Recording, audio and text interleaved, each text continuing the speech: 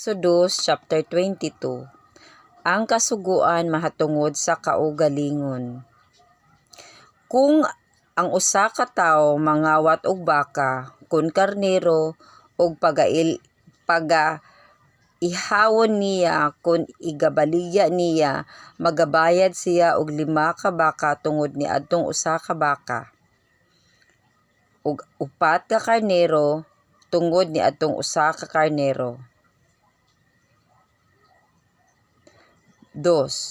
Kung ang kawatan hikaplagan nga magaguba aron makasulod sa usa ka balay og masamaran sa pagkaagi nga mamatay siya, walay pagapakasadon sa dugo tungod kaniya. 3. Kung ang adlaw misubang na sa ibabaw niya, ang makapatay sad-an sa pagkamamumuno sa isig ka tawo, ang kawatan magauli sa hingpit gayod. Kung wala gayod siya, igabaligya siya tungod sa iyang gikawat. 4. Kung hikaplagan nga buhi ang kinawat sa iyang kamot, bisan baka, kun asno, kun karnero, magabayad siya sa pilo. 5. Kung ang usa ka tawo magapasibsib sa uma kun parasan, ug magabuhi sa iyang hayupan, ug kini makasibsib sa uma sa uban, nan magabayad siya gikan sa labing maayo sa iyang uma ug sa labing maayo sa iyang parasan.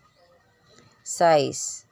Kung may sunog ug kini makadangat sa mga tunok, ang pinundok nga uhay, kun ang uhay nga nagatindog, kun ang tibuok nga unsa masunog, ang nagduslit sa kalayo, magabayad. 7. Kung ang usa ka tawo magatugyan sa iyang isig ka tawo ug salapi kun katigayunan nga patipigan ug pagakawaton sa balay ni adtong tawhana, kung ang kawatan hikaplagan, magabayad siya sa pilo. 8. Kung ang kawatan dili hikaplagan, unya ang tag-iya sa balay magaduol sa mga maghuhukom aron pagasusihon kung wala ba siya ibutang ang iyang kamot sa bahandi sa iyang isig ka tawo. 9. Alang sa tanan nga hulusayon sa paglapas, mahatungod sa baka, mahatungod sa asno, mahatungod sa karnero, mahatungod sa biste, kun mahatungod sa bisan unsang butang nga manawala, nga ang usa magaingon, mao kini ang buruka sa duruha pagadadon sa atubangan sa mga maghuhukom, ug siya nga pagahukman sa silot sa mga maghuhukom, magabayad sa pilo sa iyang isig ka tawo. 10. Kung ang usa ka tawo makatugyan sa iyang isig ka tawo og asno, kun baka, kun karnero, bisan unsa ang mananap nga pagabantayan ug kini mamatay, kun madaot, kun pagaabugon sa halayo, nga walay bisan kinsa nga nakakita niini. 11. Ang panumpa ni Jehova magapataliwala kanilang duruha nga wala niya ibutang ang iyang kamot sa bahandi sa iyang isig ka tawo, kay ang tag-iya ni adto magadawat ni ana, ug ang usa dili magabayad. 12. Apan kung kini gikawat gikan kaniya, magabayad siya sa tag-iya ni ana. 13. Ug kun nakunis-kunis ni kini siya, magadala niini aron ikapa matuod ug dili siya magabayad ni adtong nakunis-kunis. 14. Ug kung ang usa ka tawo makahulam og hayop sa iyang isig ka tawo ug kini midaot kun mamatay, nga wala diha ang tag-iya niini, kinahanglan nga siya magabayad gayud. 15. Kun ang tag-iya diha uban niini, kini dili niya pagabayran. Kung kini inabangan, kini nagaadto tungod sa iyang abang. 16. Ug kung ang usa ka lalaki maglimbong sa usa ka ulay nga dili pa kinasal ug motipon sa paghigda kaniya, kinahanglan nga magabayad siya og bugay aron kini maasawa niya.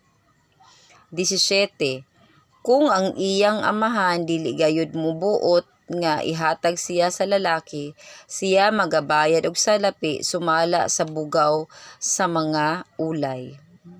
Bugay sa mga ulay. 18. Sa malamaton nga babaye dili ka magatugot nga mabuhi.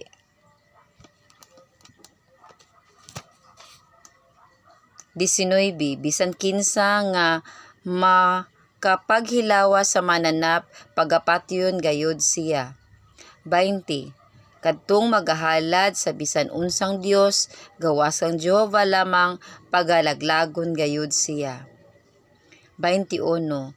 Ug sa dumuluong dili ka magpanamastamas, dili mo usab paglupigan siya, kay kamo na nagdumuluong sa yuta sa Ehipto. 22. Dili mo pagsakiton ang bisan kinsa nga balo nga babae kon ang ilo nga bata. 23. Kung ikaw magasakit gayud niya kanila sa bisan unsang paagi, ug sila magatuaw gayud kanako, sa pagkamatuod magapatalinghog ako sa ilang pagtuaw. 24. Ug ang akong kaligotgot magadilaab ug kamo pagapatyon ko sa espada, ug ang inyong mga asawa mga balo, ug mga ilo ang inyong mga anak. 25. Kung ikaw magapahulam og salapi sa bisan kinsa sa akong katawhan nga balos nga anaa uban kanimo, dili ka makigsama sa magpapautang kaniya, ni paulos ka kaniya tungod sa tubo. 26. Kung magadawat ka og prenda nga bisti sa imong isig katawo, igauli mo kini kaniya sa dili pa mosalop ang adlaw. 27. Kay kini mao lamang ang iyang igatabon, kini mao ang iyang bisti nga igatabon sa iyang panit. Unsa man ang pagakatulgan niya, ug mahitabo nga kung siya magatuaw kanako, unya ako magapatalinghog kaniya, kay ako malaluyon man. 28. Dili mo pagdaoton ang mga maghuhukom, dili ka usab magtunglo sa pangulo sa imong katawhan. 29. Dili mo paglanganon paghalad sa inunahan sa imong mga abot, ni ang niawa sa imong mga giukanan. Igahatag mo kanako ang panganay sa imong mga anak.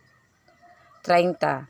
Mausab kini ang pagabuhaton mo sa imong mga baka ug sa imong mga karnero 7 ka adlaw nga kini magauban sa iyang inahan, ug sa ikawalo ka adlaw kini igahatag mo kanako. 31. Ug kamo mahimo nga mga tawo nga balaan alang kanako, busa dili kamo managpangaon ug unod nga kinunis-kunis sa mga mananap nga ihala sa kapatagan, igalabay ninyo kini ngadto sa mga iro.